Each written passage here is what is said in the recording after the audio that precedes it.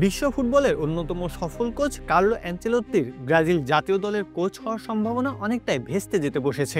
দীর্ঘদিন ধরে আলোচনায় থাকলেও সাম্প্রতিক কিছু ঘটনা সেই সম্ভাবনাকে প্রায় শেষ করে দিয়েছে। ইতালিয়ান এই কোচের রিয়াল মাদ্রিদের সময় ফুরিয়ে এসেছে বলে মনে করা হচ্ছিল। কারণ হিসেবে ছিল তিনি ব্রাজিল দলের দায়িত্ব নিতে যাচ্ছেন।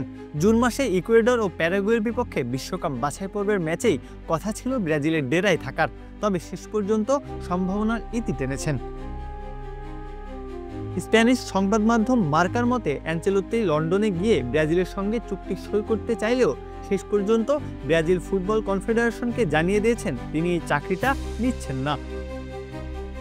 সুস্বাদু বাদাম, তিল আর স্বাস্থ্যকর গ্লুকোজ সব মিলিয়ে প্রাণ পিনাট বার। প্রাণ পিনাট বার, স্মার্ট কিছু খাও। 2023 সালের ডিসেম্বরে অ্যানচেলোত্তির সঙ্গে রিয়াল মাদ্রিদের নতুন চুক্তি স্বাক্ষরিত হয়, যা 2026 সাল পর্যন্ত কার্যকর থাকবে।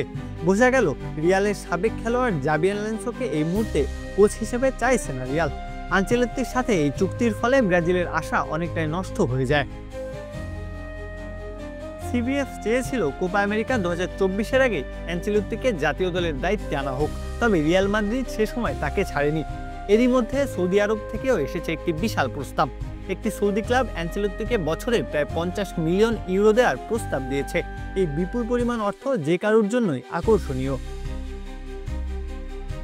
সব মিলিয়ে বলা যায় অ্যানচেলোত্তির ব্রাজিল জাতীয় দলের কোচ হওয়ার সম্ভাবনা এখন অনেকটাই অনিশ্চিত।